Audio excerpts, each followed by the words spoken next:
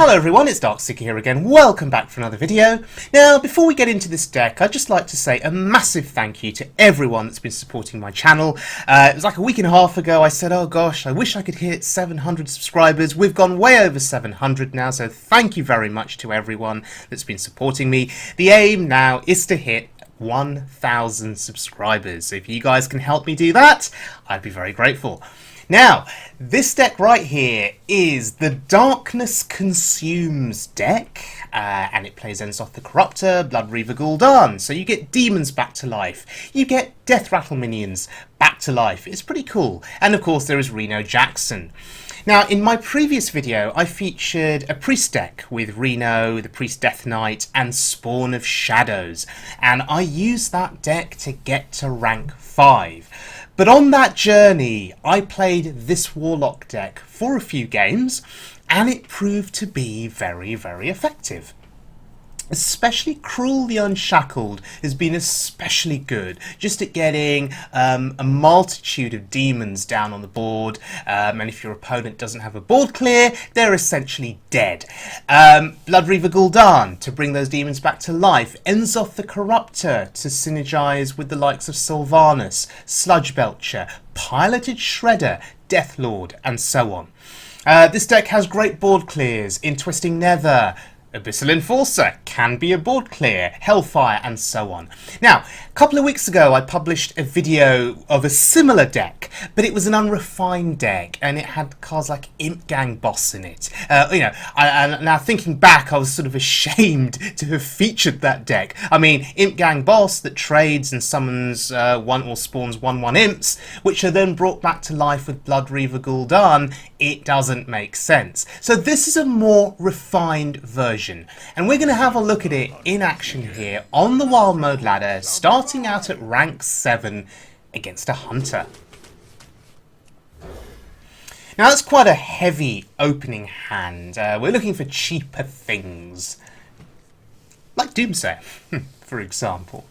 Defile, also very good against a Hunter.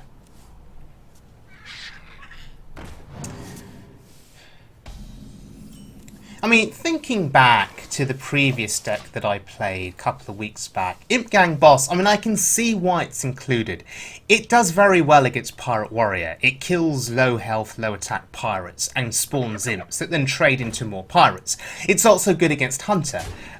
You know, coining out an Imp Gang Boss can contest a 1 attack, 2 attack beast with low health, still survive, spawn imps. I see the value. But in the long run, you know, getting 1/1 imps back with Blood Reaver Gul'dan just doesn't seem worthwhile. Now, in this situation, Doomsayer is a consideration, but Defile is just so much better. It guarantees a kill. Doomsayer, of course, can be targeted by Kill Command because we're going into the Hunter's turn 3. So yeah, Defile was the play there, although it felt like a slightly low value Defile given there was only 2 minions on board. But then again, one of those minions was a Scavenging Hyena, so it was worth killing, and yeah, there's a second Hyena. Now, I could coin out Hellfire here, but I think the Doomsayer is going to be fine. What I'm doing here is I'm actually testing for Kill Command. And he's clearly looking for it. If he has Kill Command, it's absolutely fine, because he'd be using it on the Doomsayer, not on my face, and the next turn on curve I can Hellfire. I'm actually valuing the coin for some reason in this game. Okay, didn't have the KC, didn't have the Kill Command. So, Kazakus Potion time. We're looking for the 4 damage AoE potion. Okay, so we take 5 damage, and I think we're going to draw 2 cards because card draw is good.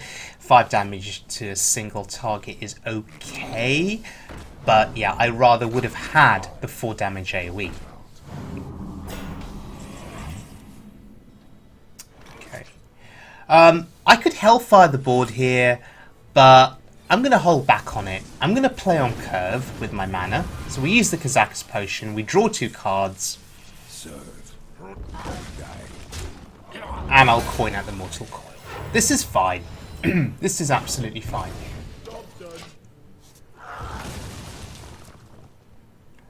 Maybe Hellfire would have been slightly cleaner.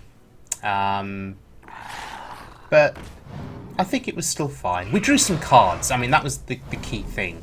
Card draw is important. Notice that the Hunter is using that hero power. He's trying to get in that chip damage, just trying to burst me down slowly but surely. Now, you think that the Emperor on this turn is a good play. It is. But here's the problem. Sure, our demons are being discounted, and that's excellent. But what we're really looking for is we're looking for Cruel. And when we get Cruel, if we play Cruel, he summons all of those demons from our hand onto the board. So the discounts don't really matter too much. Because the demons are just being summoned out anyway and not being played directly. Look at our health total, down to 15 already. So here, we're just going for board presence here. We're going for board presence and we're going for healing. Antique Healbot, so very, very good in this matchup. Also very good comboed with Brown Bronzebeard. The Hunter can do some scary amounts of burst damage with double kill command. And of course, this is wild mode, so expect quick shots potentially. Unleash the Hounds is interesting here. But he's trading. He realises that my board was quite threatening. Wow, yeah, is he going for a full board clear here? No, he's leaving one minion alive. I find that interesting. I guess he just wants to get the damage in. And there's Cruel. So, we just need to pace ourselves, to move into the next turn safely, and then we can play Cruel. And then we win the game. Pretty much. So as long as we're not dead on his upcoming turn, then Cruel should win the game. I don't see how he's going to burst us down on this one turn. So with Cruel coming down, we get Mal'Ganis, we get the charging Doomguard. Always Huffer to the face.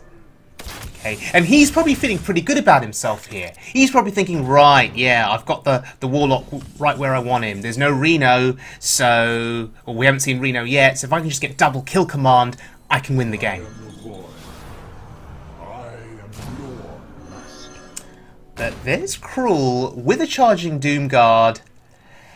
I could go face here, but I'm not going to take any risks, any gambles.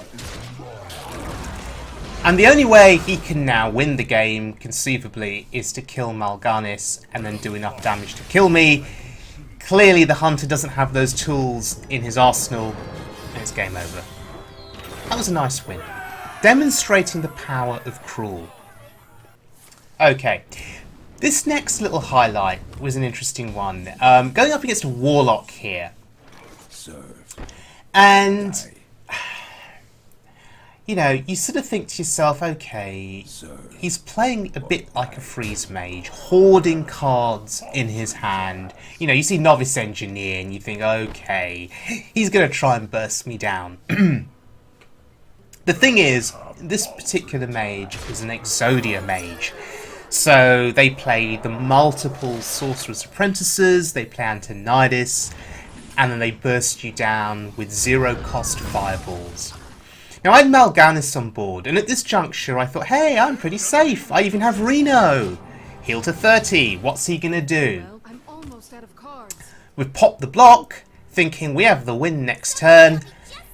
Oh, no. One Sorcerer's Apprentice, two Sorcerer's Apprentices. There's a third. And the Time Warp, because he completed his quest.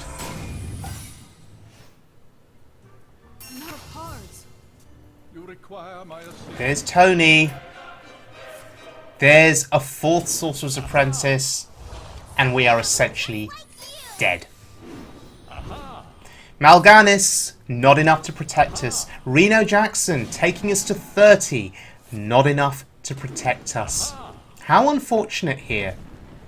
We came so close. We popped the block. We had Mal'Ganis down. We healed to 30. It looked like we were invincible, but no. With those zero-cost fireballs, there was nothing we could do.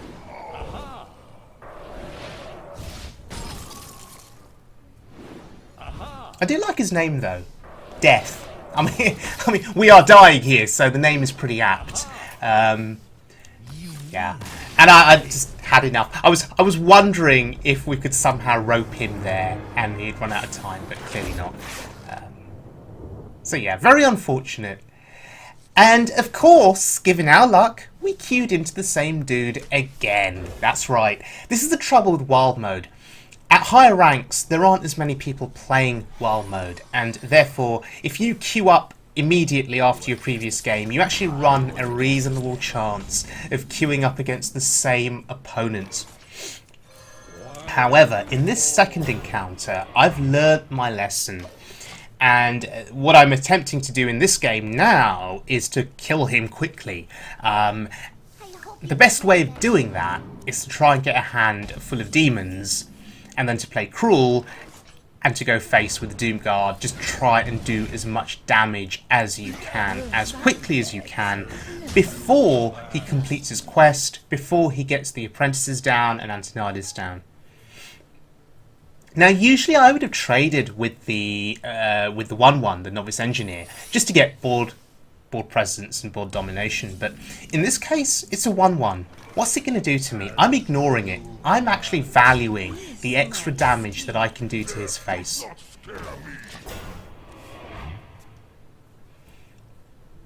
And I'm actually playing this game, you know, at a slightly faster pace as well, just because there is that sense of urgency which seems to make me click a little bit faster with my cards. I don't know. That's a smart play from him. He pings the Mistress. He wants the healing next turn. That's fine. I'll let him have his healing. I'll let him ping. Absolutely fine. He'll get 4 health. But he's taking up 2 mana to execute that ping. What's he going to do with the other 3 mana? So in the meantime, I'm developing a board. I have a Dreadlord down. I'm just going to keep going face. Just trying to burst him down as quickly as possible. Coal-Eyed Oracle, interesting. Good for him, because it's drawing him closer to his Sorcerer's Apprentice Antonidas combo and completion of the quest. Good for him, but it's giving me cards too, and Kazakus is a valuable card in this matchup. Interesting, he doesn't want to take the damage to his face.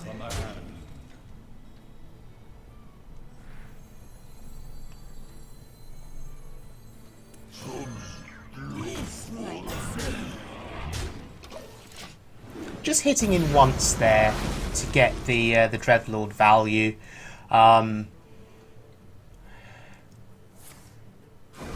So he frostbolted the Dreadlord, presumably to avoid taking 4 more to the face, because he knows he's on a clock here. But also probably setting up the Dreadlord for AoE, like Blizzard, for example. So he'd started off pinging the Mistress, and now he's abandoned that plan.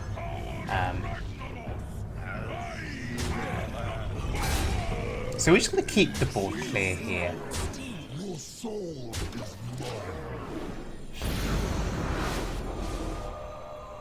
Okay. Was that a good Emperor discount? Possibly. The end is coming! The end is coming, okay. I mean, there aren't many demons in my hand, which I find somewhat problematic. Because if we draw Cruel, we're not really going to get any demons out on the board. So,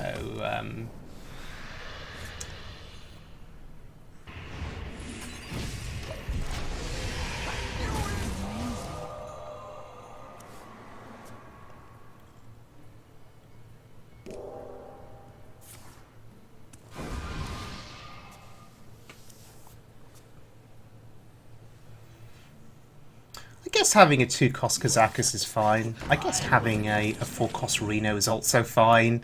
And our Emperor is still alive.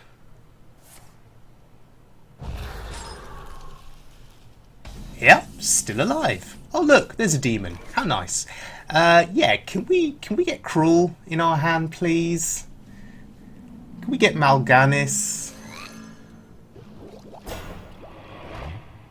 Just anything that's gonna help me kill him quicker.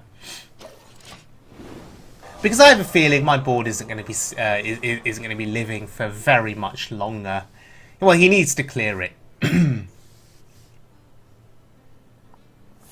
Okay, there's a blizzard. So he's going to be stalling for as much as he can, for as long as he can. Only 2 out of 6 though on the quests. That's good for us. He's still got a ways to go before the quest is fully completed. And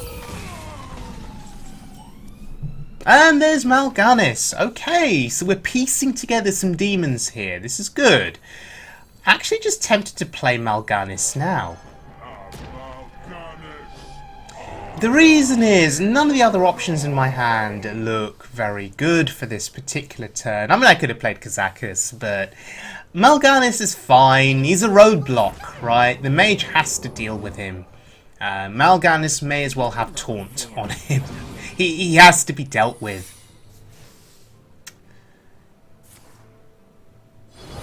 Okay, he's racing to complete the quest.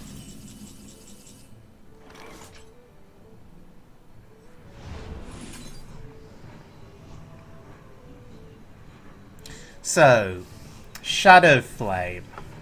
Do you know what I'm thinking? I'm thinking of Shadow Flaming the Death Lord to bring out something important from his deck, like Antonidas. Okay, that's not Antonidas. Bringing out a Sorcerer's Apprentice, bringing out an Antonidas, especially Antonidas. If we brought out Antonidas and killed Antonidas, that would be game over for the mage. There'd be no way for him to win. Sadly, this brings out Norris Engineer, which is really sad. But yeah, that was my rationale behind using the Shadow Flame on the Death Lord. A bit of an unconventional play there. So here, I'm thinking, can I pop the block? But do I want to use the Doom Guard? Because we're going to discard 2 cards. Oh god, we discard our Healing and our Kazakus. 2 of the worst cards to discard. Discarding Hellfire would have been fine. Defile would have been fine. Dark Bomb, Void Caller, sorry. Those would all have been fine to discard. And Tap Blast, of course. Yeah. So I'm sort of losing the plot a bit as this game goes on. I guess I'm feeling a bit more nervous as he gets closer to quest completion. Because I just think back to the previous game where I just died to the unlimited fireballs. Okay, so the quest is still not complete.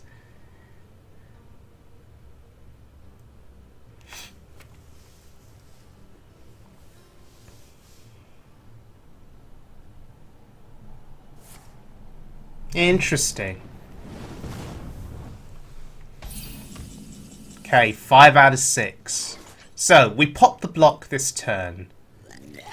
I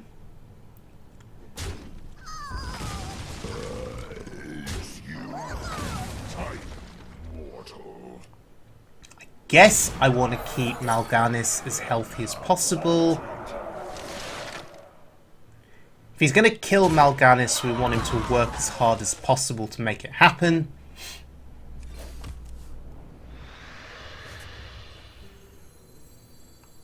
So Void Caller here, not really doing anything at all, so we may as well just play him to free up space in our hand.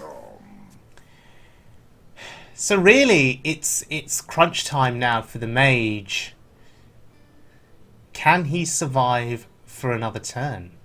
Or am I just dead? Oh boy, there's an apprentice. There's Molten Reflection number 1. Molten Reflection number 2. Completion of his quest. And because of the discounts, he can now play the quest. This is bad news.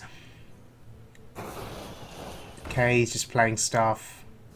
Okay, and there's the quest. There's Time Warp. Okay.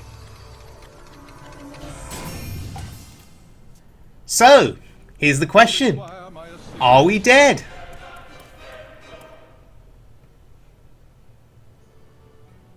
Well played.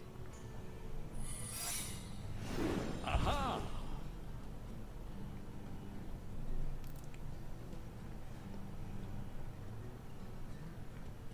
And I think the answer is we're still alive.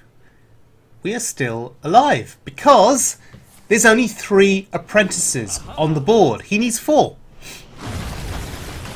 So what is that telling me? That he didn't draw the other apprentice? I think that's what's happened here. So it looks like we win this game. And I'm not even gonna think too hard about this.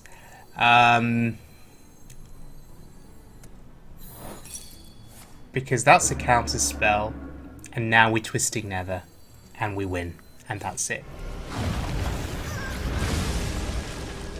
And ladies and gentlemen, there's the benefit of having played the same player already. Oh, Mirror Entity. You know what to expect, and Counterspell was something that we faced in the earlier game, hence why I played the Defile straight into it, and then the Twisting Nether. If this was my first game against this opponent, maybe I wouldn't suspect a Counterspell. And maybe I'd have played Twisting Nether straight out and lost the game. I don't know. But that's it. It's over. We finally get our revenge against this guy. And I guess being slightly more aggressive probably helped. Okay, so the Darkness Consumes deck by a player called Nitrom. It's a really good deck. More refined than what I was playing a couple of weeks ago. As I say, no Imp Gang boss in the deck. My issue with Demonlock is... my issue with a pure Demonlock deck, that's the deck that doesn't play N'Zoth, is that once you play your first wave of demons and they die, you think, okay, fine, I'll play Bloodbreather Gul'dan, bring them back to life. But then the second wave of demons dies, and then you don't really have much else to do. With this deck, because of N'Zoth, you have another wave of minions that you can use, and they're pretty strong ones in Belcher, Sylvanas and Shredder and Deathlord and Voidcaller to an extent. They're pretty strong bodies, because there's so many of them, and then they can do some good work in the late game. So N'Zoth is sort of insurance. If the demons fail, if both waves of your demons fail, then N'Zoth is your insurance to get something else down on the board. So yeah, I played this deck alongside my priest deck, and you know this deck has worked out pretty well for me against Pirate Warrior, and Pirate Warrior still exists. Against Pirate Warrior, Mortal Coil, Shadow Bolt, Hellfire, Kazakus on turn 4 into a 5-cost 4 damage AoE potion for the following turn is pretty good. But of course, the key often against Pirate Warrior or other aggressive decks is trying to get Reno Jackson for turn 6. Although Antique Healbot on turn 5 is also excellent. So this deck does pretty well against aggro. Against control decks, I think Priest is your hardest matchup because they've got cards like Light Bomb, Dragonfire Potion, which can do tremendous work in terms of clearing the board. They have Shadow Visions to discover multiple copies of those board clear cards. And yeah, so you've got to pace yourself very carefully against Priest, possibly not overcommitting or playing too much onto the board at any one point in time, especially with your demons, because you know, you want your waves of demons to last and to do enough work. So yeah, overcommittal can be a problem. and surviving the long game against Priest is tough. You know, once they've used their light bombs and their Dragonfire potions, and they have their Bran Kazakus combo to get Mystic Wool twice, and that can be an issue too. So yeah, Priest is the toughest matchup. But beyond that, it's a really, really fun deck to play. At the moment, Priest is at the top. Druid, well, it was at the top, but of course, with the nerf coming, hard to say what's going to happen with Druid. But thank you very much for joining me, everyone. I hope you enjoyed the video. And yeah, I'll see you soon for more Hearthstone fun after the Druid and the Warrior nerfs go live.